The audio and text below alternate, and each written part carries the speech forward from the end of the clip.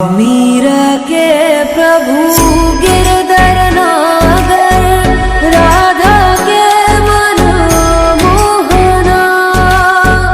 राधा दिन श्रृंगार करे और मीरा बन गई जोगनिया। दिल करदा मैं तेनू वेखी जावां, दिल करदा मैं तेनू वेखी जावां, नहीं तेरे जिया होर दिसदा।